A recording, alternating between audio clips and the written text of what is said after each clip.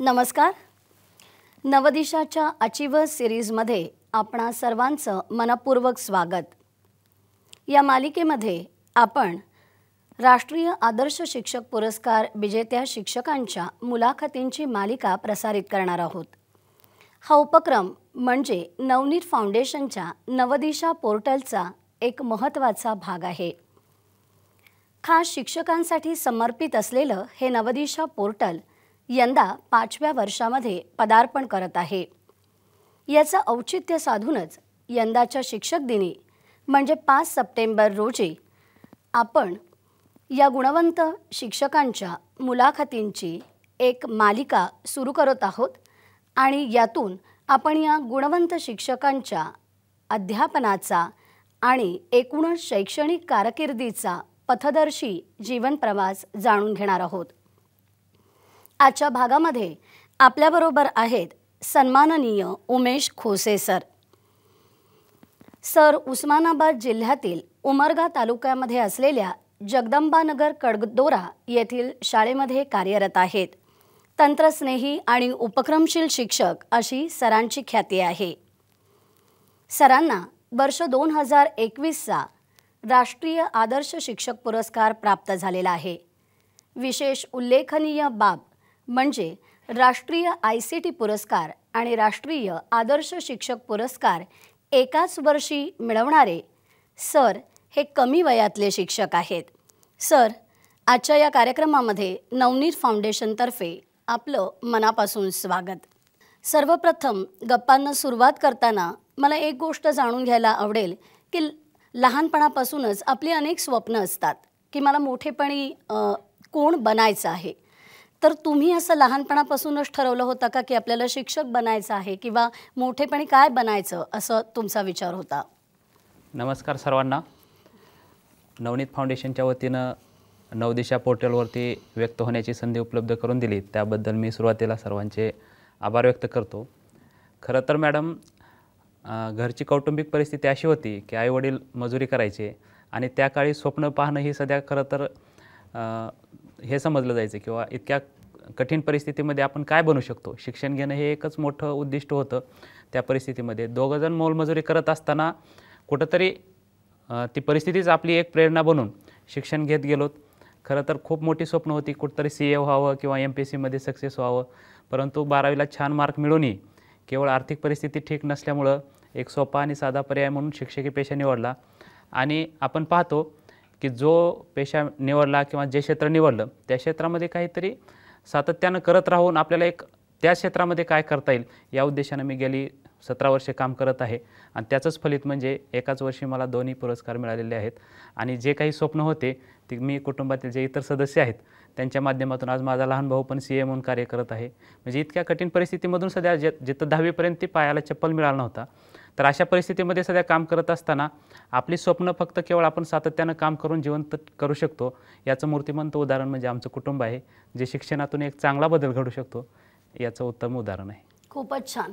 म्हणजे योगायोगाने सर या अध्यापनाच्या क्षेत्रामध्ये आले, पण तरीही त्यांच्या कार्याने त्यांनी एक आदर्श उभा केला असं आपल्याला म्हणता येईल. सर, आज आपण जगदंबानगर कडदोरा येथील शाळेमध्ये कार्यरत आहेत, पण या शाळेतल्या कार्यासाठी आपल्याला हा पुरस्कार मिळालेला आहे का? गेली 17 वर्षामध्ये मी 2 शाळेमध्ये कार्य केलेलं आहे. माझी प्रथम नेमणूक महाराष्ट्र, कर्नाटक आणि आंध्र प्रदेश या 3 राज्याच्या सीमेवरती जो उमरगा तालुका आहे धाराशिवमधला, त्या तालुक्यामध्ये कर्नाटकच्या सीमेवरती असलेल्या बेळंतांडा इथं माझी प्रथम नेमणूक झालेली होती. त्या शाळेवरती पोस्टिंग घेताना अगोदरच्या शिक्षकांनी तिथून पोस्टिंग न घेता दुसरी शाळा निवडलेली होती. कारण परिस्थिती तशी भयानकच होती. कारण झाडाखाली शाळा भरायची, तिथलं वातावरण पाहिलं तर 100% VGNT कास्ट असलेली मुलं होती, बंजारा समाजातील मुलं येत होती. आणि तिथली भौतिक परिस्थिती असेल किंवा तिथलं सामाजिक परिस्थिती असेल, कारण आपण पाहतो की बंजारा समाज हा सामाजिक आणि आर्थिकदृष्ट्या सध्या मागासलेला समाज आहे. तर अशा ठिकाणी काम करताना ज्यावेळेस समोरची आव्हानं होती त्या आव्हानं पाहून बऱ्याच जणांनी ती शाळा नाकारलेली होती. परंतु मला जो या 2 म्हणजे 12 वर्षे मी त्या बेळंतांड्यावरती काम केलं आणि 5 वर्षे ह्या जगदंबानगर कडदोरा इथं सध्या कार्यरत आहे. तर पहिले जे 12 वर्षे मी कार्य केलेलं आहे त्या कामाच्या जोरावरच मला हा राष्ट्रपती पुरस्कार जो मिळालेला आहे तो त्या शाळेच्या ह्याच्यावरती मिळालेला आहे. तिथलं जर वातावरण आपण पाहिलं तर ज्यावेळेस मी जॉईन झालो त्यावेळेसची परिस्थिती अशी होती की 40-50 मुलं होती. 4थीपर्यंतच्या शाळेमध्ये प्रेझेंट म्हणजे एक एक फक्त उदाहरण सांगतो तुम्हाला. त्यावेळेस आपल्या गुणवत्ता चाचण्या असायच्या रमणी साहेबांच्या. तर त्यावेळेस औरंगाबादहून पथक आलेलं होतं शाळेमध्ये. तर त्यांनी इयत्ता दुसरीची चाचणी घ्यायची असं सांगितलं आणि दुसरीला 12 पट होता. तर शाळेमध्ये एकूणच विद्यार्थी 12 उपस्थित होते. त्यांनी आवाहन केलं किंवा जावा तुम्ही तुमच्या मुलांना बोलून आणा आणि उपस्थित झाल्यानंतर आम्ही त्यांची चाचणी घेऊ. परंतु ज्यावेळेस आमचे शिक्षक मुलांना बोलवायला गेलो त्यावेळेस एक पालक मुलगी शेळ्या चारत होती आणि त्या पालकांना ज्यावेळेस आम्ही आवाहन केलं की शाळेत पथक आलेलं आहे तुम्ही मुलीला पाठवा. तर पालकांची शिक्षणाबद्दलची उदासीनता या उदाहरणातून मी सांगतो की सर मी त्या मुलीला पाठवतो पण शेळ्या कोण राखायचं असा प्रश्न त्या पालकांनी शिक्षकांना विचारला. म्हणजे इतकी त्या शिक्षकांबद्दल उदासीनता त्या गावामध्ये होती. आणि तशा परिस्थितीतून कसा बदल केला याचा त्या कार्यावरती आधारितच राष्ट्रपती पुरस्कारापर्यंत जाता आलं. जिथं 100% उपस्थिती वाढवणं असेल किंवा तिथली जे काही स्थलांतर मायग्रेशन व्हायचं ते थांबवणं असेल किंवा मुलांची गुणवत्ता वाढवणं असेल तर अशा वेगवेगळ्या उपक्रमातून ज्यावेळेस काम केलं गेलं त्यावेळेस तिथं जो बदल झाला आणि त्या बदलाच्या जोरावरच तिथपर्यंत पोहोचता आलं. बंजारा समाज म्हणजे भटक्या विमुक्तांचा समाज म्हणून ओळखला जातो आणि त्यामुळे स्थलांतराचं प्रमाण आपण उल्लेख केल्याप्रमाणे इथे खूपच असणार. याचा परिणाम शिक्षणावरती नक्की होत असणार. गळतीचं प्रमाण किती आहे शाळेमध्ये? मी जसं सुरुवातीलाच तुम्हाला सांगितलं की मी ज्यावेळेस जॉईन झालेलो होतो तिथं 4थीपर्यंतचे वर्ग होते. 40 ते 50 पट होता आणि तिथं म्हणजे उपस्थिती राहायची 50%च्या आसपास राहायची. याचं कारण म्हणजे कारखान्यावरती ऊसतोड मजुरीसाठी त्या पालकांचं स्थलांतर व्हायचं. एकदा दिवाळीमध्ये ते स्थलांतरित झाले की उन्हाळ्यामध्येच त्यांनी वापस यायचे. म्हणजे हे 6 महिने स्थलांतराचा खूप मोठा प्रश्न होता. किंवा शिक्षणाबद्दलची अनास्था असायची कारण एकतर 4थीपर्यंत त्यातल्या त्यात मग ह्यांनी स्थलांतर करत असल्यामुळं तिथं ऊसतोडीवर जात असताना आपल्या जे मोठ्या मुली आहेत किंवा मोठी मुलं आहेत ते आपल्या लहान बांधवांना सांभाळण्यासाठी ती सोबत घेऊन जायची. यामुळे शाळेतलं उपस्थितीचं प्रमाण कमी होतं. मुलींचे ड्रॉपआउट रेट जास्त होता. तर हे सर्व करत असताना सुरुवातीला अगोदर शिक्षणाबद्दल जनजागृती करावी लागली. पालकांमध्ये जागृती आणावं लागली. त्यासोबतच हे स्थलांतर रोखण्यासाठी त्यांना आवाहन करावं लागलं. हंगामी वसतिगृह सुरू करावं लागलं शासनाच्या मदतीनं. त्यासोबतच त्यांची आजी आजोबा जे आहेत त्यांच्याकडे त्या मुलांना थांबण्यासाठी जे वयस्कर असतात ते तर ऊसतोडीसाठी स्थलांतर करत नाहीत परंतु कुटुंबातील सदस्य म्हणून त्यांच्या पैसे थांबवण्यासाठी विनंती केली. आणि त्याचा परिणाम असा जाणवू लागला ज्यावेळेस आपण सुरुवातीला म्हणतो ना की आपल्याला सुरुवातीपासून त्यांच्यामध्ये आपल्याला बदल दाखवावा लागेल त्यावेळेस लोकांचा विश्वास आपल्यावरती वाढवणार आहे. मग यासाठी पाहिलं तर पहिलीला ज्यावेळेस मुलं येत होती त्यावेळेस पहिलीला आल्यानंतर आपण पाहतो की 100% गोरमाटी मुलं होती. मग पहिलीला आल्यानंतर ते आपली प्रमाण भाषा मराठी आहे एज्युकेशनची आणि त्यांची गोरमाटी भाषा. त्यामुळे त्याला इकडे ये म्हटल्यानंतर ती मुलगा तोंडाकडे बघायचा कारण त्याला समजायचं नाही. एवढे आजो म्हटल्यानंतर समजायचं कारण त्यांच्या भाषेमध्ये ज्यावेळेस आपण सांगू त्यावेळेस त्यांना समजायचं. मग ती परिस्थिती ते प्रसंग लक्षात घेता किंवा ते परिस्थिती बदलण्यासाठी सुरुवातीला गोरमाटी भाषा त्यांच्याकडून शिकून घेतली. इयत्ता पहिलीचं पाठ्यपुस्तक गोरमाटी भाषेमध्येच अनुवादित केलं. त्यांच्याच भाषेमध्ये त्यांना गीत आपल्या कविता किंवा त्यांचं एज्युकेशन जसं बायला गेलं तर आपण गाय म्हणतो त्याला इंग्लिशमध्ये काव म्हणतो तो पण त्यांच्या भाषेमध्ये गावडी म्हणतात.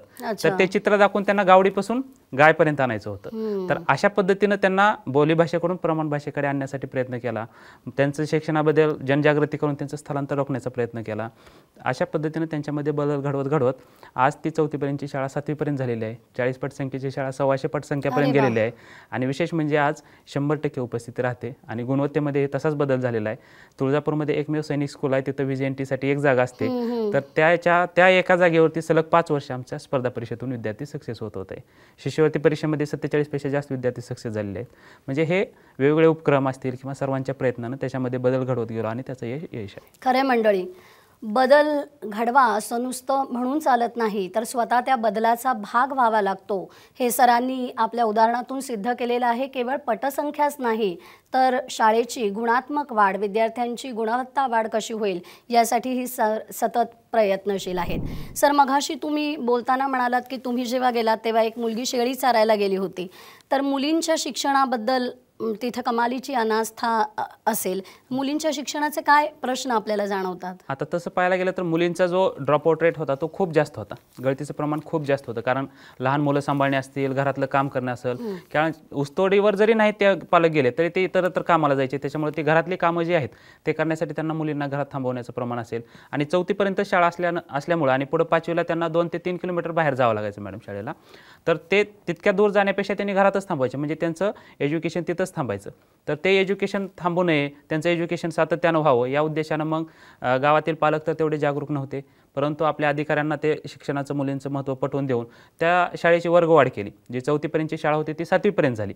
याच्यामुळं काय झालं तर गावातच त्या तांड्यामध्ये मुलींना तिथं शिक्षण मिळू लागलं आणि आपले जे उपक्रम असतील किंवा आपले त्यांच्याबद्दलची जी आपुलकी आहे किंवा त्यांच्यामध्ये जो बदल दिसला किंवा सैनिक स्कूलला लागणं मुलं असेल, शिष्यवृत्तीमध्ये यशस्वी होणं असेल किंवा पुढं तीच मुलं 10वीला गेल्यानंतर त्यांच्यामध्ये जी काही प्रगती झालेली आहे ती पाहून, इतरांची प्रगती पाहून का होईना पण त्यांच्यामध्ये जनजागृती झाली आणि जे मुलींचा ड्रॉपआउट रेट होता तो कमी होऊन आज 100% मुली तिथं शिक्षण घेत आहेत. आता मला सांगायला आनंद वाटेल की मी तिथं 12 वर्ष काम केल्यानंतर आता 5 वर्ष दुसऱ्या शाळेवरती आहे. आता तिथल्या मुलीं पाहतो की मी वेगवेगळ्या पोस्टवरती जॉब करतायत किंवा नर्सिंग असेल किंवा दुसऱ्या जॉबवरती आहेत. तर ते पाहून मला आनंद वाटतो की आपण जे काम केलेलं आहे त्याचं फलित कुठंतरी आपल्याला आता पाहायला मिळतं आहे. कारण कुठलाही बदल काही एका झटक्यामध्ये होत नसतो किंवा एका वर्षात होणं शक्य नाही. तर त्याला सातत्यानं त्याच्यामध्ये प्रयत्न करावे लागतात. आज तिथं मुलींच्या शिक्षणाबद्दल निश्चितच प्रगती झालेली आहे तिथं. खूपच छान सर. सर मघाशी आपण सांगितलं की आपली शाळा आंध्र प्रदेश, कर्नाटक आणि महाराष्ट्र यांच्या बॉर्डरवरती आहे, म्हणजे सीमा भागामध्ये आहे. अतिशय दुर्गम भागामध्ये ही शाळा आहे. त्यामुळे अर्थातच मोबाईलची रेंज किंवा मोबाईलचं नेटवर्क तिथे मिळतं का, आणि जर ते मिळत नसेल तर त्यावर तुम्ही कशी मात करता? ज्यावेळेस मी 2007 साली तिथं जॉईन झालो त्यावेळेसचा काळ आपण पाहतो की तेवढं मोबाईलमध्ये प्रगती झालेली नव्हती. मी 2008-09ला माझा पहिला मोबाईल घेतलेला होता आणि त्या मोबाईलला रेंज यावी या उद्देशानं त्या खिडकीमध्ये ठेवत होतो. तर त्या खिडकीतूनच मोबाईल गायब झालेला होता माझा. म्हणजे अशी परिस्थिती होती की सांगायचा उद्देश म्हणजे तिथं मोबाईलला रेंज नव्हती. तर अशा परिस्थितीमध्ये आपण आधुनिक जग तर खूप पुढे चाललेलं आहे. आपण अगोदरच 10 वर्ष मागे आहोत त्या तांड्यामध्ये पाहायला गेलं तर. मग त्या जगाशी जर आपल्याला स्पर्धा करायची असेल किंवा त्या जगामध्ये जर मुलं टिकायची असतील तर आपल्याला तंत्रज्ञानाच्या सहाय्यानं सध्या मुलांना शिक्षण दिलं पाहिजे हा एक विचार त्यावेळेस डोक्यात आला. मग जी मोलमजुरी करणारी तिथली लोकं होती त्यांच्याकडून 100-100 रुपये जमा करणं असेल, आपला स्वतःचा वाटा असेल, याच्यातून सुरुवातीला मिनी प्रोजेक्टर घेतलं, TV घेतली, त्यासोबतच टॅब घेतले. आणि ज्यावेळेस मला जाणवलं की आपल्याला इथं तर ऑनलाईन एज्युकेशन तर देऊ शकत नाहीत आपण रेंजचा प्रॉब्लेम असल्यामुळं, तर ऑफलाईन काय देता येईल. तर सुरुवातीला काय केलं की मुलांच्या सहाय्यानंच व्हिडिओ निर्मिती, त्यांच्याच भाषेतून त्यांच्याच कविता असतील त्यांच्या भाषेतून ते आपल्याला काही त्यांच्या सहाय्यानं जर व्हिडिओ निर्मिती केली तर त्यांचा इंटरेस्ट खूप वाढेल. कारण स्वतःला आपण पाहतो की आपला स्वतःचा सेल्फी बघताना सध्या आपल्याला आनंद वाटतो, परंतु स्वतःला व्हिडिओमध्ये जर पाहायला गेलं तर त्यांना निश्चित आनंद वाटायचा आणि त्याच्यातून एज्युकेशन व्हायचं. मग त्या उद्देशानं मग सुरुवातीला व्हिडिओ निर्मिती केली. त्यासोबतच ऑफलाईन ॲप केले, कारण मुलांना गेम खेळायला खूप आवडतं. आपण शहरीमध्ये भागामध्ये पाहतो की मुलांना मोबाईलवरती गेम खेळायला आवडतं. तर त्या उद्देशानं तसं काही साहित्य निर्माण करता येतं का, या उद्देशानं ऑफलाईन ॲप तयार केले, ज्याच्या गेम बेस ॲप तयार केले आणि त्याच्या सहाय्यानं मुलं एज्युकेशन घेऊ लागली. याचा परिणाम असा झाला की मुलं शाळेतून गैरहजर राहण्याचा काही प्रश्नच उरला नाही, उलट उपस्थितीचं प्रमाण वाढलं आणि त्याचा परिणाम असा झाला की गुणवत्तेमध्ये सध्या वाढ झाली आणि मुलं रेग्युलर येऊ लागली. म्हणजे जिथं रेंजचा प्रॉब्लेम होता तिथं त्यांना टेक्नॉलॉजीच्या सहाय्यानं शिक्षण देता येऊ म्हणून ऑफलाईन ॲपची निर्मिती केली, व्हिडिओ केले, ऑफलाईन टेस्ट केल्या. कारण PPTच्या सहाय्यानं वगैरे बरेचसे प्लॅटफॉर्म आहेत की केवळ शिक्षणच नाही तर मूल्यमापन सध्या आपण टेक्नॉलॉजीच्या सहाय्यानं करू शकतो. अशा पद्धतीनं त्यांना वेगवेगळं साहित्य, वेगवेगळे प्लॅटफॉर्म उपलब्ध करून दिले आणि या सगळ्यामध्ये विद्यार्थ्यांचा अतिशय आनंददायी सहभाग तुम्हाला मिळाला. हो. आपल्या या कार्याचा यथोचित गौरव झाला आहे. शिक्षण क्षेत्रामध्ये अतिशय सर्वोच्च मानाचा मानला जाणारा राष्ट्रीय आदर्श पुरस्कार आपल्याला लाभलेला आहे. या पुरस्कार मिळाल्यानंतर आपल्या मनात त्याविषयी काय भावना आहेत? खरं तर मी तुम्हाला आता सांगत होतो की म्हणजे टेक्नॉलॉजीचा वापर कसा करावा आणि त्याच्यामध्ये, परंतु माझ्याकडे तेवढे साहित्य नव्हते. मग मला त्यावेळेस कळालं की राष्ट्रीय ICT पुरस्कारामध्ये एखादा लॅपटॉप भेट मिळतो. मग तो लॅपटॉप आपल्याला मिळेल का, त्या सहाय्यानं अजून मुलांना काहीतरी सहाय्य करता येईल का. त्या उद्देशानं मग टेक्नॉलॉजीमध्ये जे काही आजपर्यंत काम केलेलं आहे मुलांच्या एज्युकेशनसाठी, कारण जॉयफुल लर्निंग हा एक माझ्या प्रत्येक जे काय उपक्रम राबवतो त्याचा बेस आहे. तर त्या बेसवरती काय करता येईल का म्हणून बरेचसे ऑनलाईन गेम्स तयार केले किंवा टेक्नॉलॉजीमध्ये काम केलं आणि त्याच धर्तीवर काम करत असताना ICT अवॉर्डला मी नामांकन केलं, राष्ट्रपती पुरस्काराला नामांकन केलं आणि ते दोन्ही पुरस्कार एकाच वर्षी मला जाहीर झाले आणि वितरित झाले. आणि तो जेव्हा मिळाले त्यावेळेस आजपर्यंतचं जे आपल्या आयुष्याचा काळ आहे किंवा आपण मुलांसाठी केलेलं काम आहे ते केवळ तो माझे दोन्ही पुरस्कार मी माझ्या शाळेतील मुलांना समर्पित केले होते. आईवडिलांचे तर कष्ट आहेतच, परंतु ज्या मुलांच्या जीवावर आपण हे सर्व कमवू शकलो तर त्यांना ते समर्पित केले. आणि पहिल्यांदा कळालं की आपण जर एखादं काम निस्वार्थ भावनेनं करत गेलो सातत्यानं तर त्याचं कुठंतरी आपली दखल एका मोठ्या व्यासपीठावर घेतली जाते. कारण मला त्याच्या अगोदर तालुक्याचा सध्या पुरस्कार मिळालेला नव्हता. माझी 10 वर्ष सेवा झाल्या मी याच्यासाठी अप्लाय केलेलं होतं आणि एवढ्या कमी सेवेमध्ये तिथपर्यंत आपण पोहोचू शकतो. का पोहोचू शकतो तर केवळ आपल्या कामाच्या जोरावर पोहोचू शकतो आणि तिथं निश्चित आपल्याला यश मिळू शकतं. ज्या विद्यार्थ्यांच्यामुळे तुम्हाला हा पुरस्कार मिळाला त्या विद्यार्थ्यांनाच आपण हा पुरस्कार समर्पित केलात. खरंच किती निरलेस भावना आहे आपली. पण असं जाणवलं का की पुरस्कार मिळालेला आहे आणि त्यानंतर समाजाचा तुमच्याकडे बघण्याचा दृष्टिकोन बदललेला आहे, त्यांच्या दृष्टिकोनात काही बदल झाला असं जाणवतं का? निश्चितच आपण कुठलीही एखादी अचिव्हमेंट ज्यावेळेस आपण प्राप्त करतो त्यावेळेस लोकांचा बघण्याचा दृष्टिकोन आपल्याकडे निश्चित बदललेला असतो. परंतु मी माझ्या जीवनामध्ये आजपर्यंत जे काही काम करत आलेलो होतो ते काम अजूनही सातत्यानं पुढं करत आहे. कारण आपण पाहतो की एखादी अचिव्हमेंट प्राप्त झाल्यानंतर माणसामध्ये थोडासा रिलॅक्सपणा येतो, परंतु पुरस्कार मिळाल्यानंतर सध्या त्याच्या दुप्पट वेगानं आपण अजून काम केलं पाहिजे. ज्या बालकासाठी आपण काम करत होतो आणि ज्यांच्या जीवावर त्या आपल्याला पुरस्कार मिळालेला आहे त्यांना अजून काही नवनवीन देता येईल. तर निश्चित माणूस मरेपर्यंत शिकतच असतो, विद्यार्थीच असतो, तसं शिकण्याचा मी प्रयत्न करतो आहे. समाजाचा दृष्टिकोन कसा बदलला तर जे काही मला गरजा म्हणजे आता मी पाहिलं की माझी बदली झालेली होती या शाळेमध्ये, तर ज्यावेळेस अवॉर्ड मिळाला त्यावेळेस बऱ्याचशा NGOने आपल्याशी संपर्क केला. त्यामुळे असं झालं की मला शाळेमध्ये अजून काही सुविधा मुलांसाठी उपलब्ध करता आल्या. जसं अँड्रॉइड प्रोजेक्टर असेल, ग्रंथालय लॅब असेल, TV असतील, टॅबलेट स्कूल करता आलं, म्हणजे AR/VR साहाय्यानं मुलांना शिक्षण देता आलं.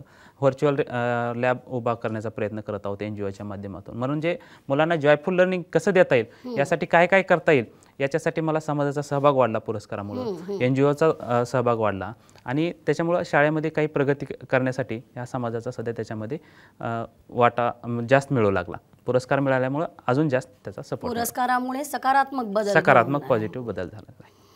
अगदी छान सर. असं म्हणतात की ओनली चेंज इज कॉन्स्टंट. शिक्षण क्षेत्रातही सतत नवनवीन बदल होत असतात. तर या शिक्षण क्षेत्रामध्ये कोणते बदल आपल्याला अपेक्षित आहेत? आता आपण पाहतो की जागतिक स्तरावरती जे काय जागतिक स्तरावर जर आपल्या मुलांना मान्यता मिळायची असेल तर 6Cच्या धर्तीवरती आपण मुलांना शिक्षण दिलं पाहिजे, ज्याच्यामध्ये क्रिएटिव्हिटी असेल किंवा मुलांची थिंकिंग वाढली पाहिजे. मुलांना उपयोजनात्मक म्हणजे स्वतः त्याच्यामध्ये उपयोजनात्मक प्रश्नावरती त्यांना उत्तरं देता आली पाहिजेत किंवा त्यांचं कॉन्व्हर्सेशन वाढलं पाहिजे. अशा पद्धतीने त्यांना 6Cवरती जर त्यांना जास्तीत जास्त शिक्षण देण्याचा प्रयत्न केला तर ती जागतिक स्तरावर मान्यता मिळण्यासाठी सध्या ते आपल्याला खूप उपयोगी पडणार आहेत. त्यासोबतच मुलांना जॉयफुल लर्निंग आणि जसं नवीन NEPमध्ये सांगितलेलं आहे की कौशल्याधारित आपल्याला शिक्षण देता आलं पाहिजे मुलांना. जास्तीत जास्त आपण स्किल बेस्ड जर एज्युकेशन देत गेलो तर मुलं अजून जास्त त्याच्यामध्ये रमतील. किंवा रोबोटिक्स असेल, कोडिंग असेल, तर या बेसवरती जर आपण त्यांना शिक्षण देत गेलो, कारण आता मी यावर्षी तोच प्रोजेक्ट हातात घेतलेला आहे की कोडिंग बेस त्यांना कोडिंगमध्ये एज्युकेशन देता येतं का, स्किल बेस देता येतं का, किंवा रोबोटिक्सचं त्यांना नॉलेज देता येतं का. कारण जग खूप पुढं चाललेलं आहे. त्या ज्या स्टेपनं पुढं जात आहे त्या गोष्टी आपल्या शाळेमध्ये सध्या ग्रामीण भागातील मुलांना मिळाल्या पाहिजेत. कारण त्याच्यापासून ती मुलं वंचित राहिली नाही पाहिजेत. कारण ते आजच्या जगामध्ये जगत आहेत. तर त्यांना ह्या सध्या गोष्टी मिळाल्या पाहिजेत आणि जे बदल होत आहेत ते आपल्या शाळेपासून त्या मुलांना मिळाले पाहिजेत. या धर्तीवर शाळेमध्ये प्रयत्न करत आहोत. आणि जे आता आपण पाहतो की NEPमध्ये बरेचसे आले, स्किल डेव्हलपमेंट आलेला आहे, टेक्नॉलॉजीचा वापर आलेला आहे, तर तो सर्व ग्रामीण भागातील सध्या मुलांना उपलब्ध करून देण्याचा प्रयत्न करत आहोत. खरं आहे, काळाशी सुसंगत असे अनेक बदल आपण करतात हे खरोखर स्तुत्य आहे. सर, आता अतिशय जिव्हाळ्याचा प्रश्न सगळ्या शिक्षकांचा की अध्यापनाव्यतिरिक्त अनेक अशैक्षणिक कामाची जबाबदारी शिक्षकांना पेलावी लागते. अनेक प्रशासकीय कामं करावी लागतात, रोज वेगवेगळे फॉर्म्स भरून द्यावे लागतात. ही प्रशासकीय कामं आणि वर्ग अध्यापन यांचा तोल आपण कसा सांभाळता? आता पाहायला गेलं तर क्वचितच असे शिक्षक आहेत की ज्यांना ऑनलाईन कामं असतील किंवा अशैक्षणिक कामं आहेत ते जमवून वर्ग अध्यापन करणं जमतं. आज पाहायला गेलं तर मला या व्यासपीठाच्या माध्यमातून सध्या सांगायला आवडेल की उपक्रमांचा बोजा आज शिक्षण व्यवस्थेवर लादत आहे. दररोज एक नवीन उपक्रम बाहेर येत आहे. एक कंप्लीट होईपर्यंत दुसरा उपक्रम पुढं आलेला असतो आणि तो जर उपक्रम राबवत गेलं तर डेली एज्युकेशन जे महत्त्वाचं आहे त्याच्याकडे कुठंतरी दुर्लक्ष होताना दिसत आहे. तर हे होऊ नये यासाठी ते उपक्रम आणि हे जर राबवायचं असेल तर तुम्हाला खूप तारेवरची कसरत करावी लागते. कारण ऑनलाईन कामं प्रत्येकजण करू शकत नाही, कारण तेवढा तो म्हणजे सक्षम नाही. आता माझ्यासारखे जे काही ICTमध्ये चांगले गुरुजी आहेत त्यांनी दोन्ही कामं करू शकतील, परंतु ते सध्या शाळेच्या वेळेनंतर करू शकतील. कारण शाळेच्या वेळेमध्ये तर हे काही त्यांना शक्य होणार नाही. जो अशैक्षणिक कामाचा बोजा यामुळे तर निश्चितच मुलांकडे दुर्लक्ष होत आहे. कारण आज पाहायला गेलं तर जे काही गव्हर्नमेंट स्कूल आहेत त्यांची पटसंख्या कुठंतरी कमी होत आहे. कमी झाल्यामुळे शिक्षक संख्या कमी होत आहे.